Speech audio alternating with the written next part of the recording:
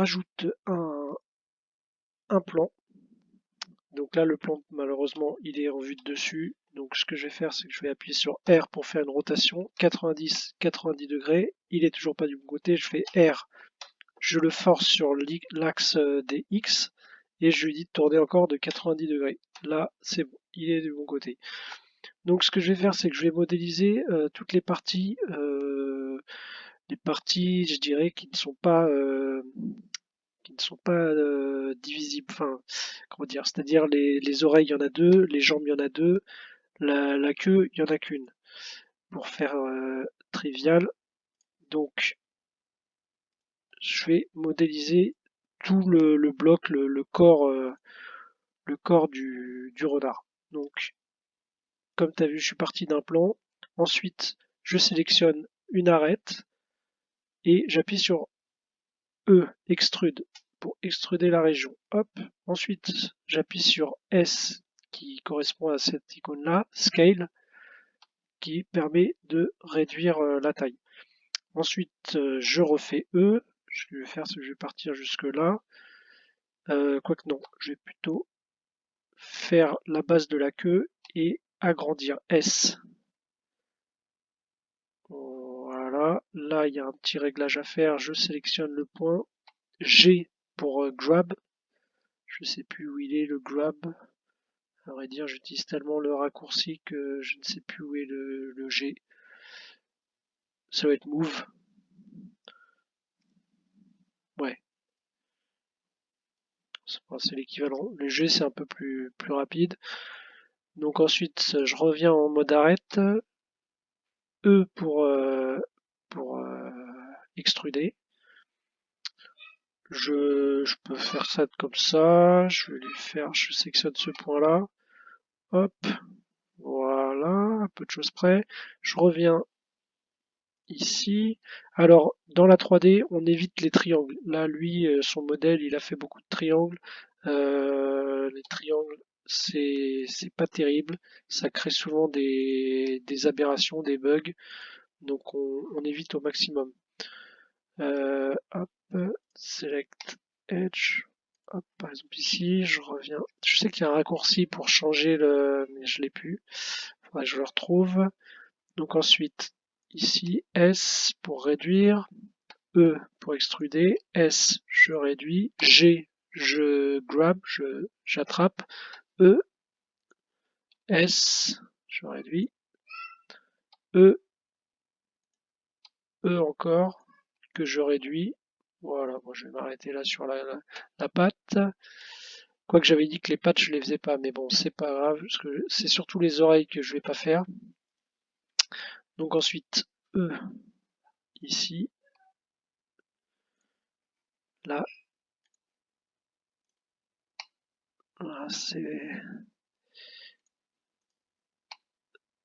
je fais juste une étape un peu supplémentaire, histoire que ça, ils soient un peu affinés. Après, justement, tout dépend le degré d'affinage en fait du modèle.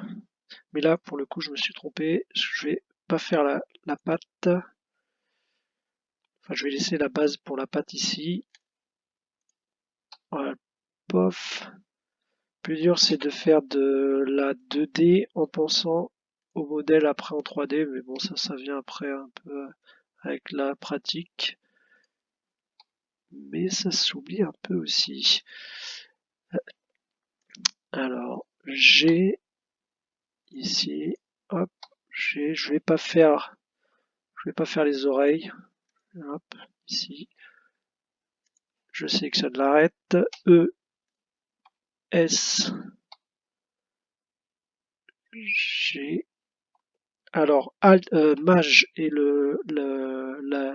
la molette de la souris enclenchée, ça permet de se déplacer rapidement comme ça. Là, ça mériterait de faire un peu plus détaillé. Le museau. S, E, S.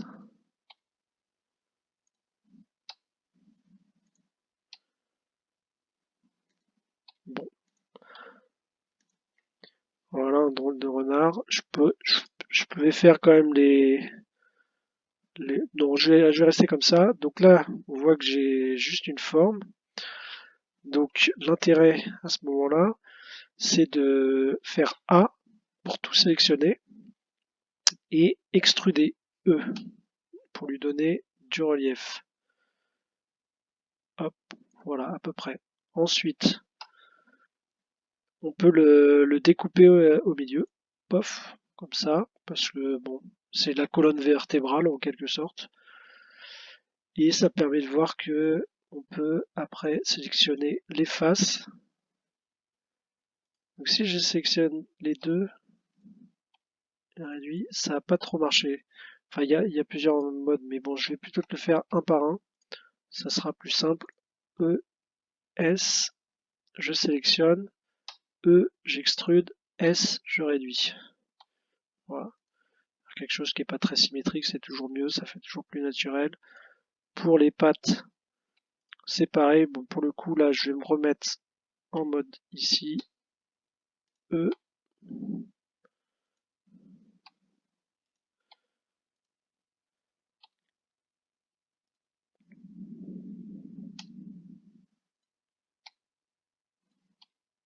S, E. Voilà, peu de choses près. Bon, c'est pas terrible. Bon, c'est bon. Après, voilà, c'est ajustable. Mais là, le problème, c'est que, à l'inverse des oreilles, là, les deux sont collés. À mon avis, si je sélectionne un truc ici, voilà, c'est pas découpé. Donc, c'est pour ça que ça aurait été plus intelligent de les faire comme les oreilles, mais bon, restons comme ça. Donc voilà déjà basiquement. Ensuite, il y a toujours moyen de l'arranger.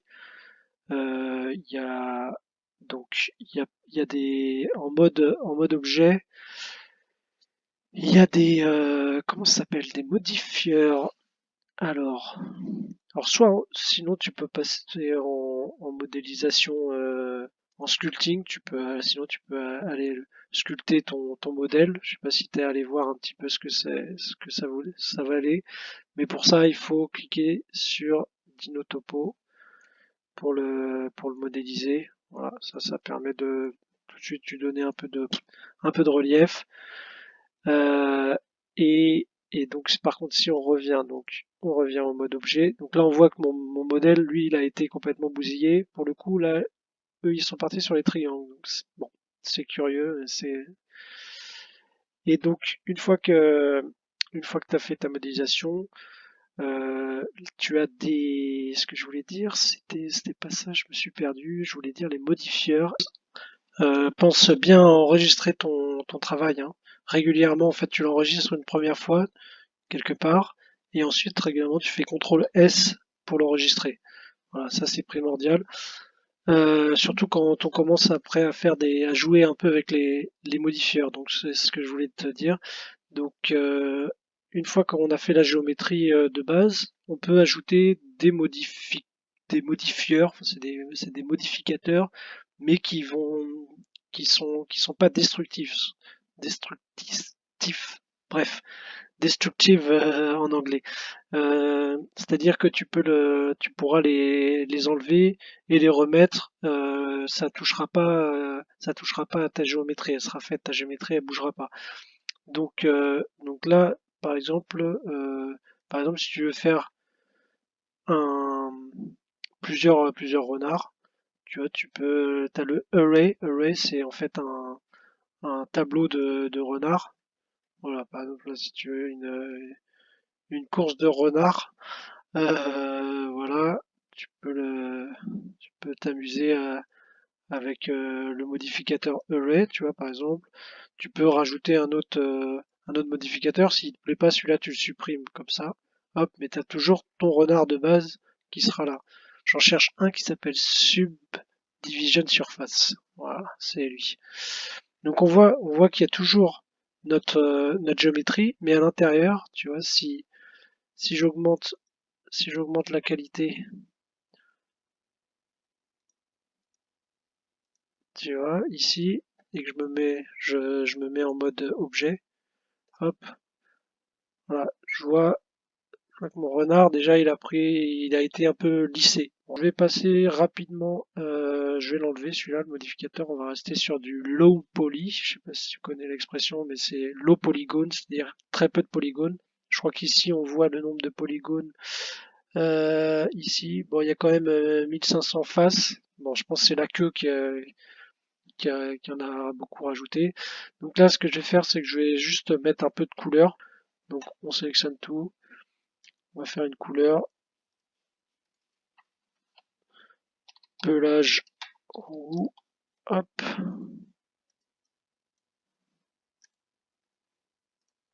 Normalement, on devrait le voir changer en temps réel. Là, je comprends pas qu'il y a quelque chose qui m'échappe.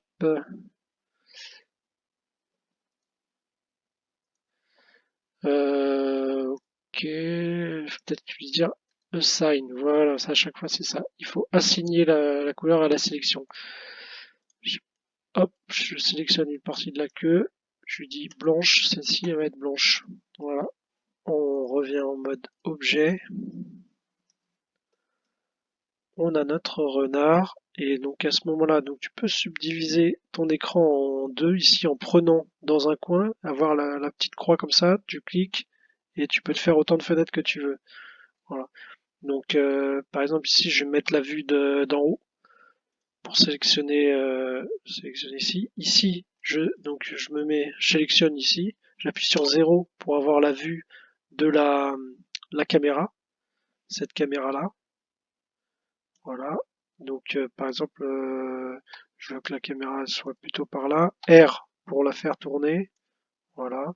Si ici je veux me mettre vue de côté, ça me permet de régler la caméra à peu près comme je veux.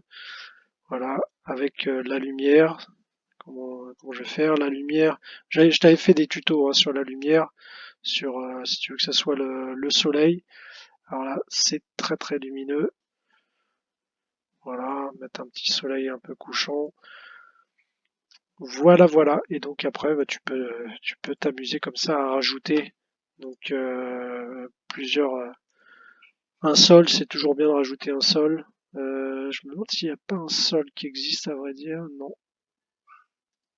Hop, qu'on agrandit à fond. Ah, on voit que le sol il est au-dessus. Donc on le met là. Hop.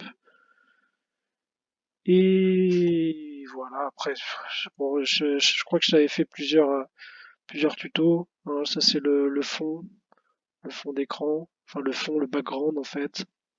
Mais tu peux rajouter ce que tu veux. Voilà, j'espère que ça a répondu à tes interrogations.